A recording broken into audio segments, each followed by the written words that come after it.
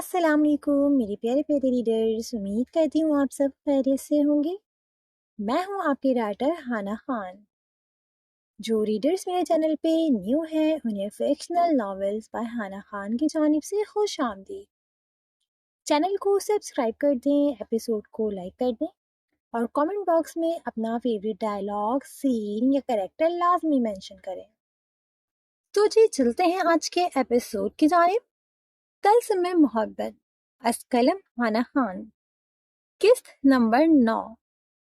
اس novel کے تمام جملہ حقوق اس ناول کے مصنفہ یعنی کہ رائٹر ہانا خان کے پاس محفوظ ہیں، لہٰذا اس ناول کو کہیں بھی کسی بھی چینل یا کسی پلیٹ فارم پر کاپی پیسٹ کرنے سے گریز کریں۔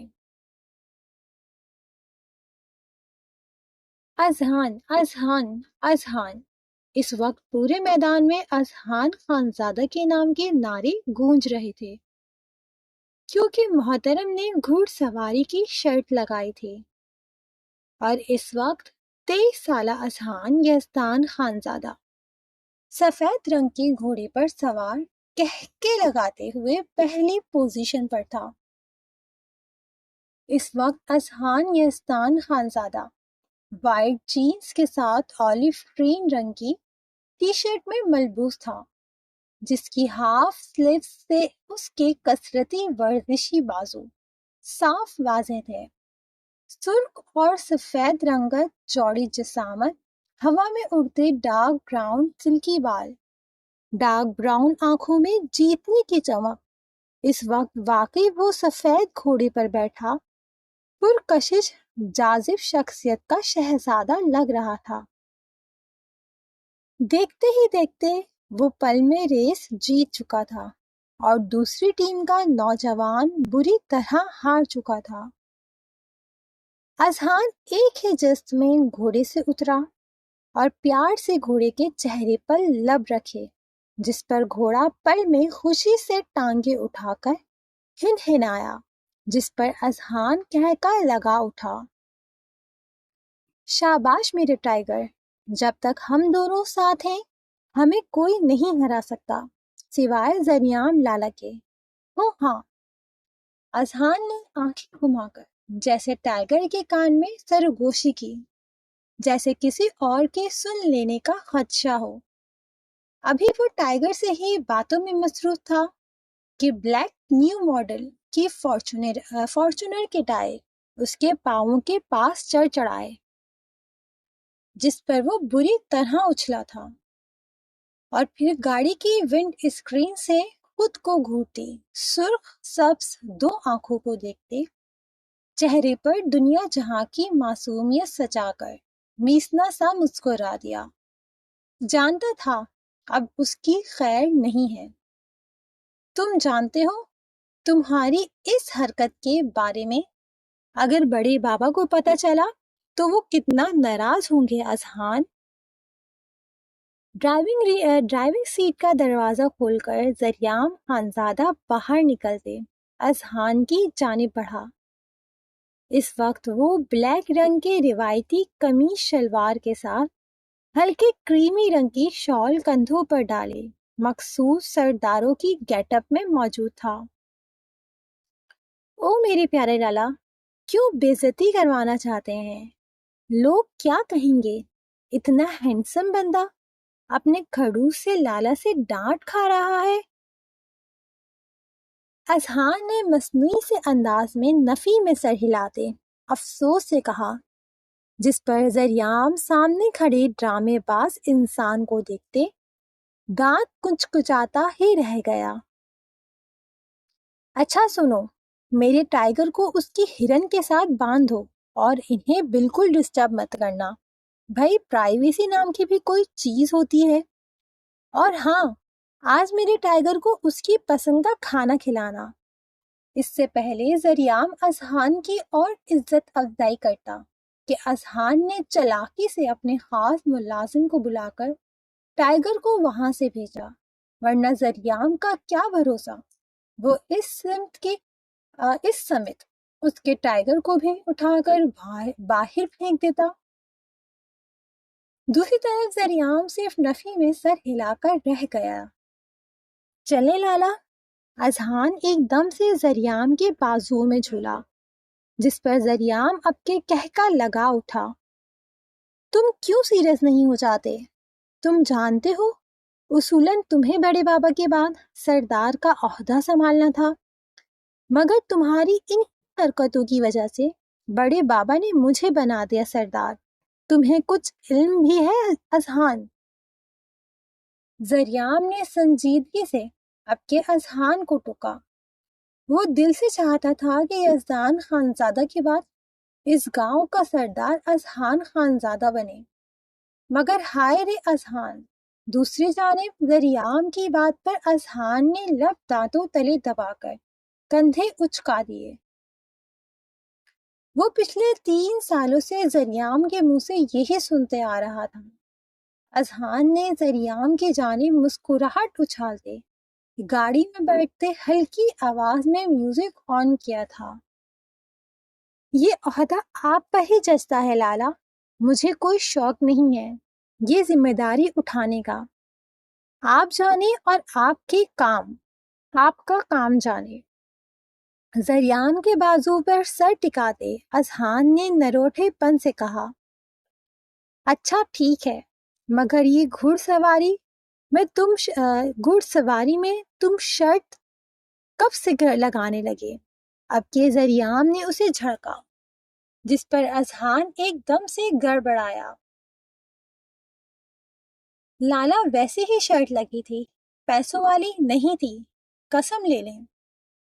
اذہان نے معصومیت سے زریام کو اپنی بات کا یقین دلایا، جس پر زریام مسکرا دیا۔ وہ جانتا تھا اذہان شرارتی ہے، یقیناً ہارنے والوں کو اذہان کی شرارت سے کوئی بھی نہیں بچا سکتا۔ زریام نے محبت سے اذہان کے بال بگاڑتے گاڑی کا رخ حویلی کی جانب کیا۔ اسے اذہان بے تحاشا عزیز تھا، شاید یہ یزدان خانزادہ سے انسیت اور محبت کا نتیجہ تھا۔ شہروز اپنی فیملی کے ہمراہ اگلے دن ہی خان حویلی موجود تھا، جبکہ اس کے اگلے دن دائس بھی ہمیشہ کے لیے واپس آ چکا تھا۔ اس وقت جہاں خان حویلی کے سب نفوس حویلی کے لاؤنج میں بیٹھے تھے، وہی کایان کے ہمراہ سنجیدہ سا زاویان اور شاویز اٹھ کر حویلی کے صدر دروازے کی جانب بڑھ گئے۔ ارادہ ڈیرے پر جانے کا تھا، جبکہ اون خانزادہ اور داؤد خانزادہ اپنی بھری بھوری حویلی کو دیکھتے پرسکون سا مسکرا دیے۔ تو وہیں خان حویلی کے گیٹ کے پار ایک ٹیکسی آ کر رکی تھی۔ اس میں بیٹھا نازک وجود اس وقت سر سے لے کر پاؤں تک چادر میں چھپا تھا، بس چہرہ واضح تھا۔ کچھ ہی دیر میں اس نازک وجود کو دیکھتے گیٹ پر کھڑے چوکیدار نے دروازہ کھول دیا تھا۔ شاید وہ اس نازک وجود کو پہچان چکا تھا۔ دوسری جانب عفاف اپنا بیگ تھامے مضبوط چال چلتی آج 15 سال بعد اسی جگہ کھڑی تھی جہاں سے وہ بے دردی سے نکالی گئی تھی۔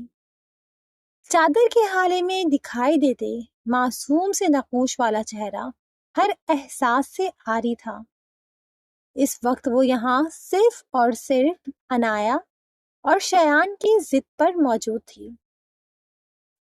ابھی وہ ارد گرد ہی دیکھ رہی تھی کہ حویلی کے صدر دروازے سے باہر کی جانب آتے کایان، شاویز اور زاویان کے قدم ایک لمحے کے لیے رکے تھے اور چہرے پر اجنبیت کے تاثرات چھائے تھے۔ وہ سامنے کھڑی لڑکی کو پہچاننے سے قاصر تھے۔ دوسری طرف ان تینوں کو دیکھ کر عفاف کے تاثرات میں بھی کوئی خاص فرق نہیں پڑا تھا۔ پھر یکلت اس کی شہد رنگ آنکھوں میں چمک سی پھندی، نظروں کا رخ ان کے پیچھے سے نمودار ہوتے چہرے کی جانب تھا جو موبائل میں مصروف صدر دروازے سے باہر کی جانب ہی آ رہا تھا۔ شانی لالا؟ آفاف کے لب بے آواز سے پھڑ پھڑائے۔ دوسری طرف جیسے ہی شیان کی سبز اور براؤن آنکھیں آفاف کی جانب اٹھی، وہ پرجوش سے انداز میں تیزی سے آفاف کی جانب بڑھا۔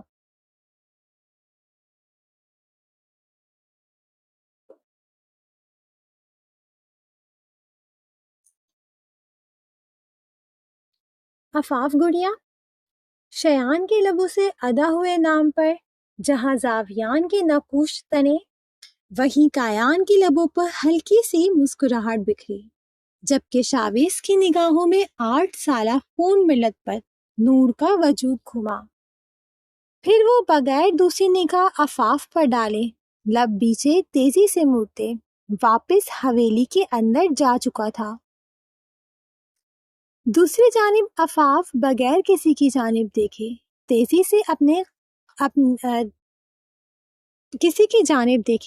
تیزی سے اپنے قدم شیان کی جانب بڑھاتے بے ساختہ اس کے سینے سے جا لگے، جس پر شیان نے چونک کر آفاف کی جانب دیکھا۔ یہ پہلی بار تھا کہ آفاف اس کے سینے سے لگی تھی۔ اس نے خجل ہوتے اس کا سر تھپتھپایا۔ بے شک وہ اسے بہن مانتا تھا، مگر پھر بھی وہ اس کے لیے نامحرم ہی تھی۔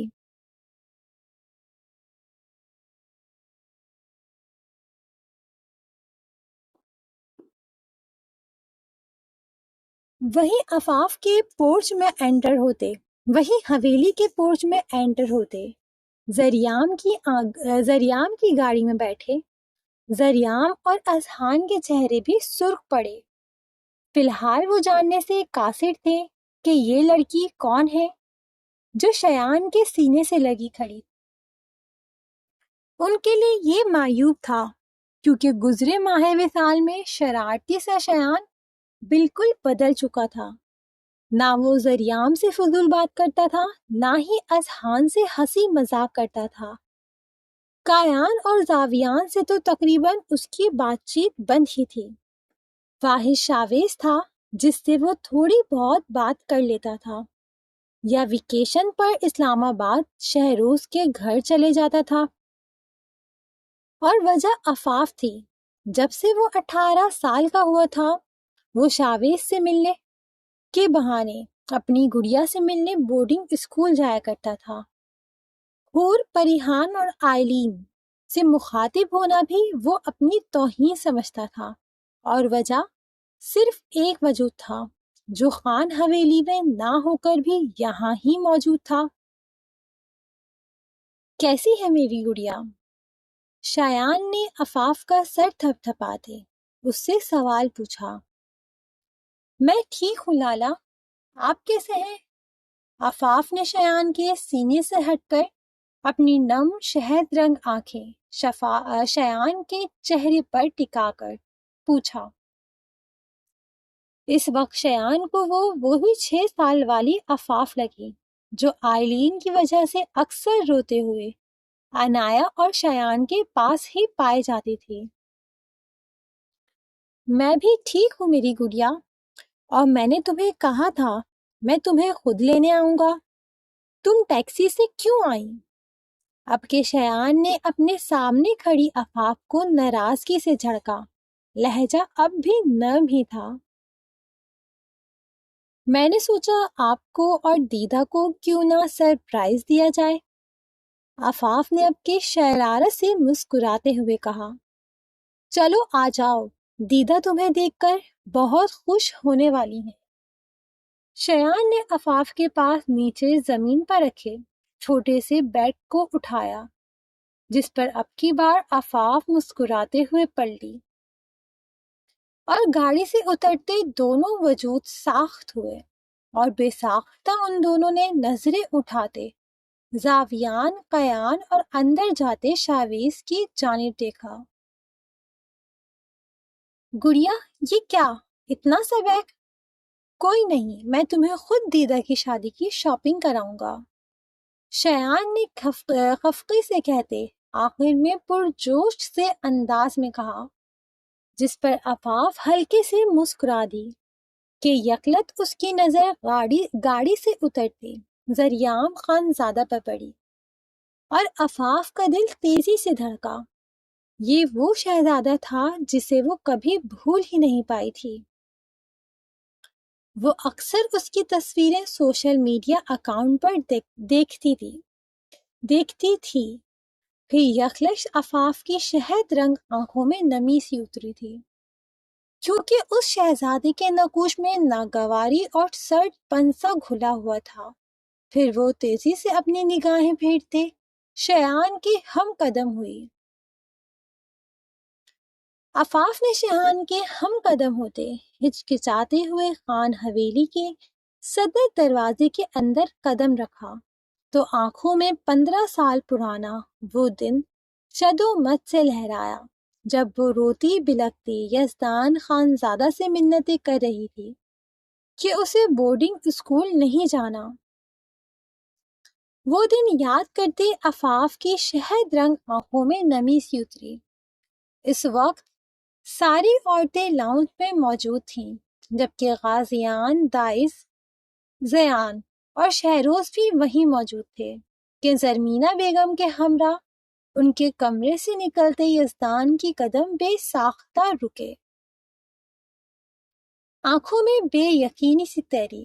بڑھتی عمر کے ساتھ یزدان خانزادہ کی شخصیت میں مزید روب و دبدبہ آیا تھا۔ وہ یزدان جو پہلے اپنے بھائیوں پر جان چھڑکتا تھا، قدرے بدل چکا تھا۔ ایسا نہیں تھا کہ وہ ان کے بچوں سے لاپرواہ تھا، نہیں، بلکہ اس نے اپنے گرد ایک حدود قائم کر لی تھی، اسپیشلی دائس اور غازیان کے لیے۔ وہ صرف ان دونوں سے تب ہی مخاطب ہوتا تھا جب ضرورت ہوتی تھی۔ یہ کہا جائے کہ وہ ان دونوں سے اب تک ناراض تھا تو یہ غلط نہیں تھا۔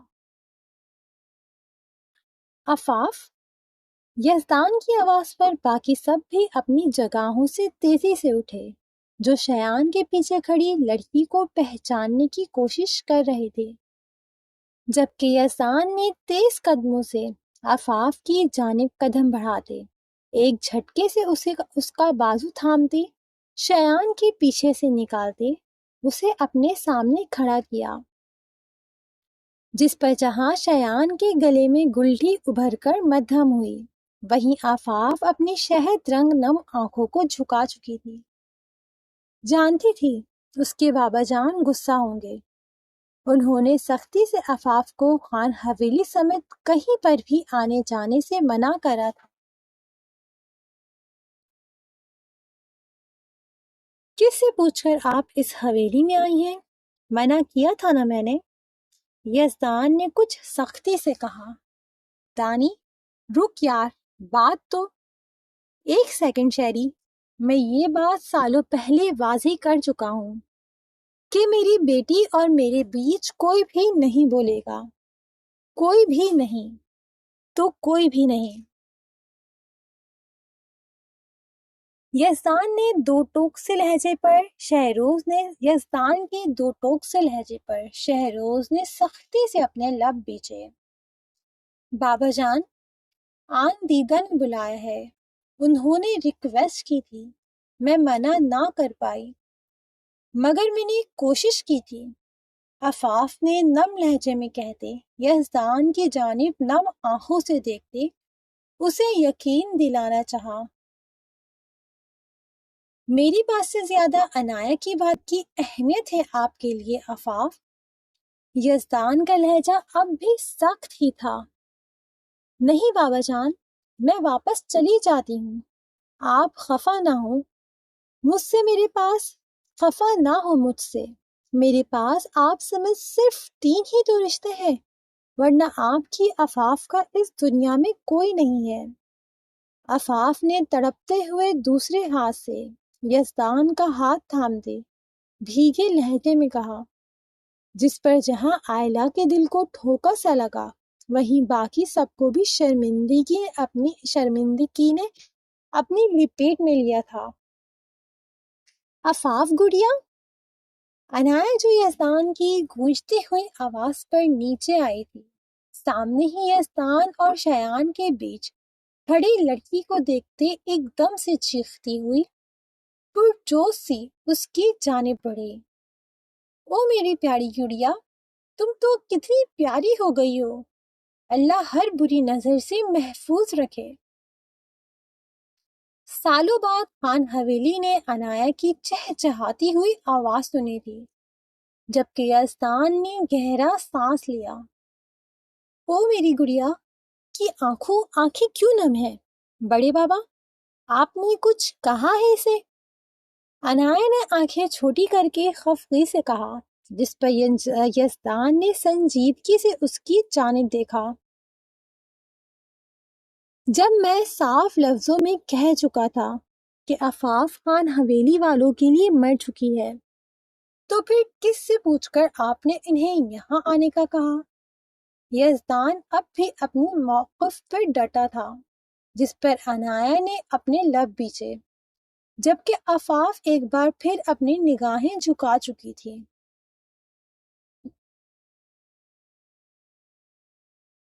بڑے بابا، میں چاہتی تھی میرے نکاح کے وقت میری بہن میرے ساتھ ہو۔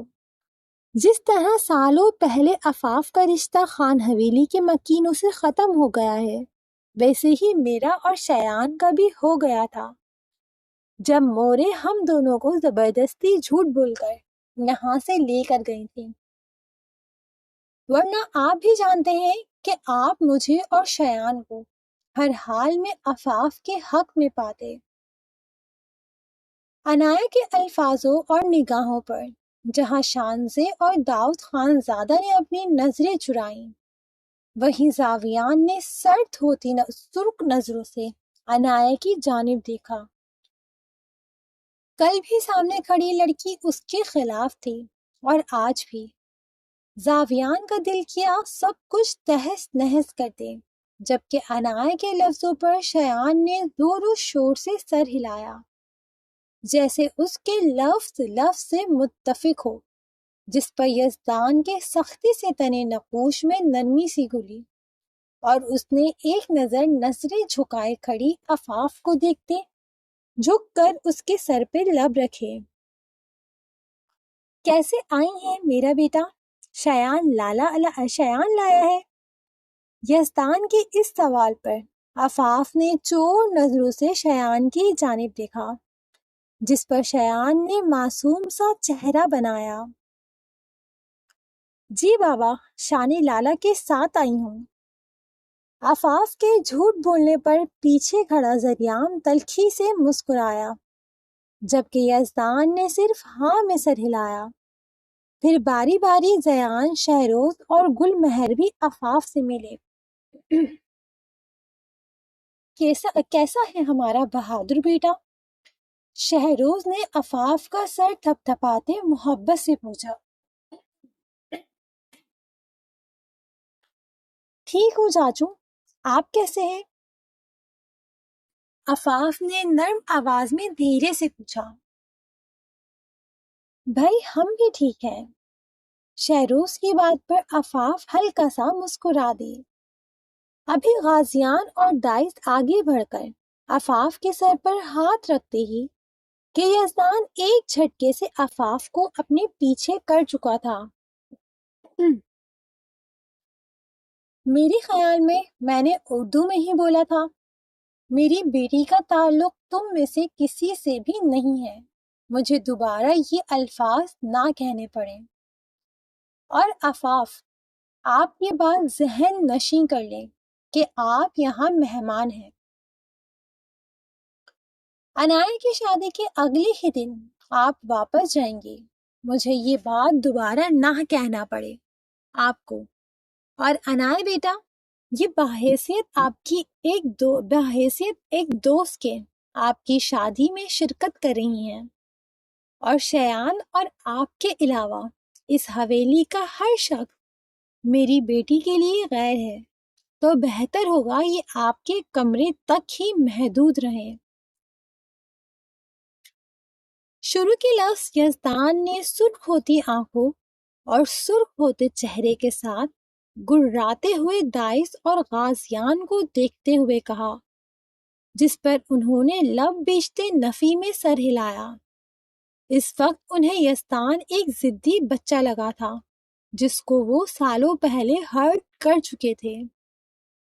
پھر یزدان نے عفاف کی جانب مڑتے دو ٹوک لہجے میں کہا اور آخر میں عنایا کو تلقین کی، یزدان یہ کیا طریقہ ہے؟ بھائی ہیں۔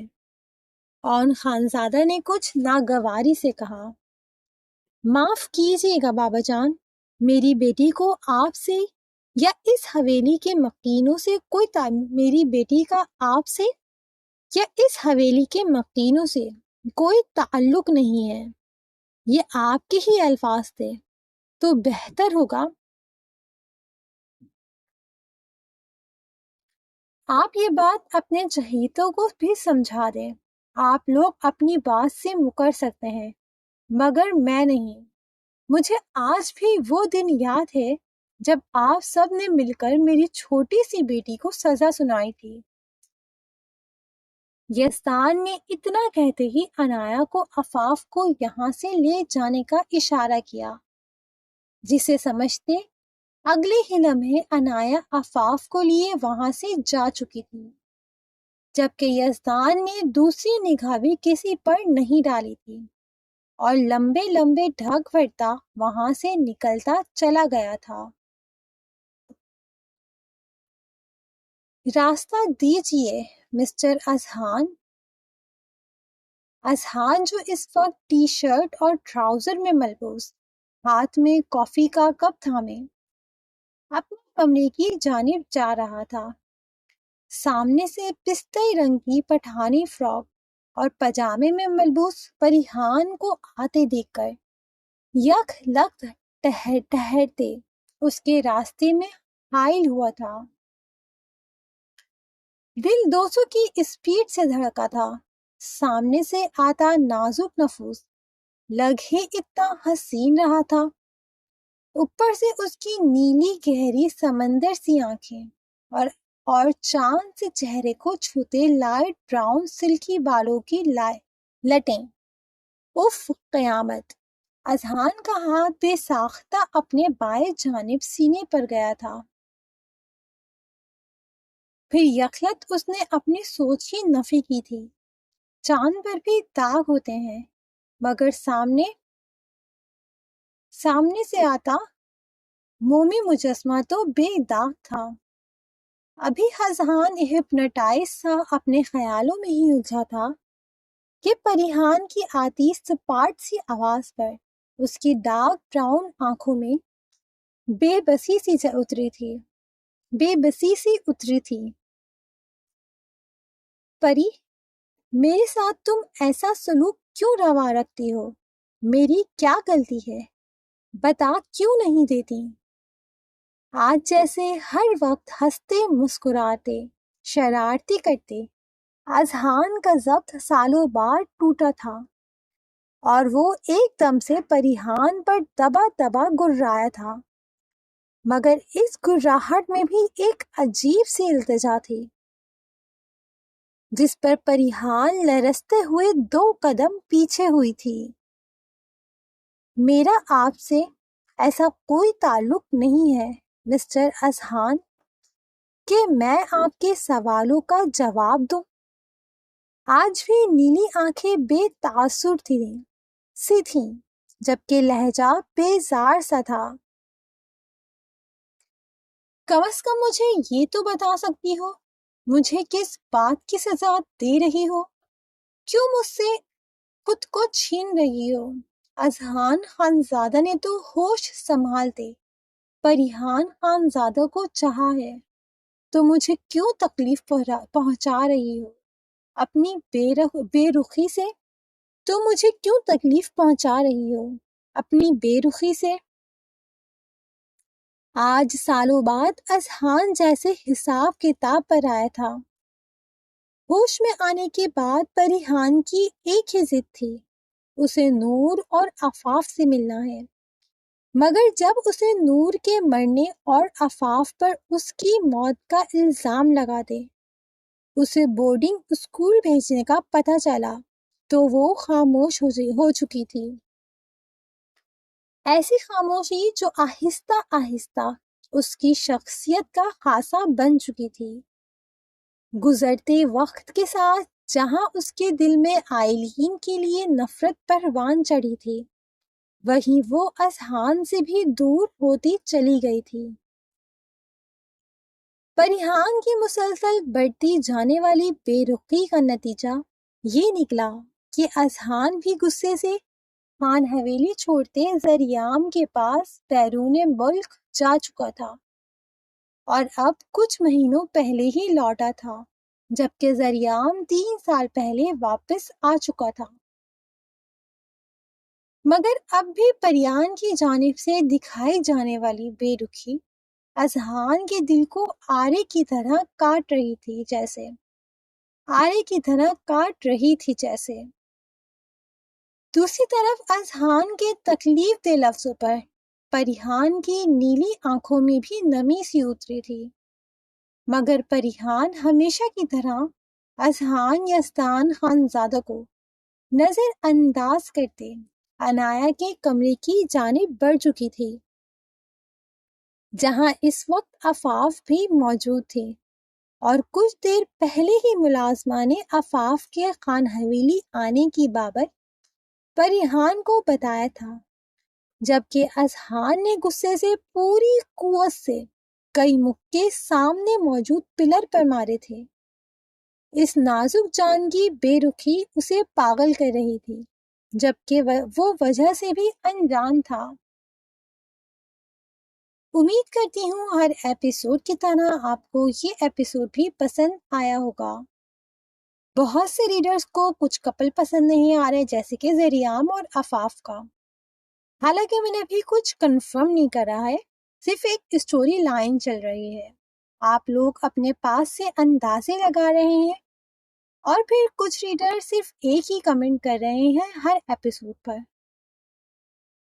میں پہلے بھی کہہ چکی ہوں کہ میں اسٹوری اپنے حساب سے چلا رہی ہوں، جیسے میں نے سوچی ہے، لہٰذا اگر آپ کو کوئی کردار یا کپل پسند نہیں آ رہا تو بے شک آپ اس ایپیسوڈ کو اسکپ کر دیں۔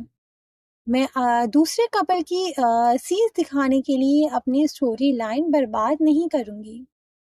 ایک سیکوینس کے ساتھ اسٹوری چل رہی ہے، تو اگر آپ لوگ پڑھنا چاہیں تو پڑھ لیں، ورنہ اسکپ کر دیں، نو پرابلم۔ باقی جو ریڈرز مجھے سپورٹ کر رہے ہیں، ہر کریکٹر کو پسند کر رہے ہیں، ان کی میں تہہ دل سے شکر گزار ہوں۔ میرا ہر کریکٹر میں اپنے پورے دلی جذبات سے لکھتی ہوں، چاہے وہ ویلن ہو یا سپورٹنگ لیڈز، لہٰذا تھوڑا صبر تحمل کا دامن تھامے رکھیں۔ میں بار بار کہتی ہوں کہ میں اپنے کسی بھی کردار کے ساتھ ناانصافی نہیں کرتی، اور ابھی تو صرف جسٹ 9واں ایپیسوڈ ہے، 9 ایپیسوڈ ہوئے ہیں، تو کیا آپ لوگ مجھ سے یہ چاہ رہے ہیں کہ میں 9 ایپیسوڈ میں ہی اپنی کہانی پوری مکمل کر دوں؟ نہیں نا۔ طلبگاری عشقم کے بھی اسٹارٹ میں صرف ایک کپل جو کہ غازیان اور پریوش کا تھا، اس کی اسٹوری اور کچھ انٹروڈکشن چلا تھا باقی کرداروں کا، دین پھر 7ویں یا 8ویں ایپیسوڈ سے یزدان کی اسٹوری شروع ہوئی تھی، اور زیان اور شہروز اور دائس کی اسٹوری تو اور آگے سے شروع ہوئی تھی۔ لہٰذا تحمل رکھیں، مجھے اپنے حساب سے ناول لکھنے دیں۔ اگر آپ کو کوئی کردار، کوئی کریکٹر، کوئی کپل پسند نہیں آ رہا تو بے شک آپ اسکپ کر دیں، نو پرابلم۔ بس میں اتنا کہوں گی، تحمل رکھیں کہ جن ریڈرز نے اب تک چینل کو سبسکرائب نہیں کرا ہوا، کائنڈلی چینل کو سبسکرائب کر دیں، ایپیسوڈ کو لائک کر دیں، کامنٹ باکس میں اپنی قیمتی رائے کا اظہار لازمی کریں، اپنا پسندیدہ ڈائلاگ، سین یا کردار لازمی مینشن کریں۔ تو جی، اب آپ سے ملاقات ہوگی اگلے ایپیسوڈ کے ساتھ۔ تب تک کے لیے خوش رہیں، آباد رہیں، ہنستے مسکراتے رہیں، اور اپنی رائٹر کو دعاؤں میں یاد رکھیں۔ اللہ حافظ۔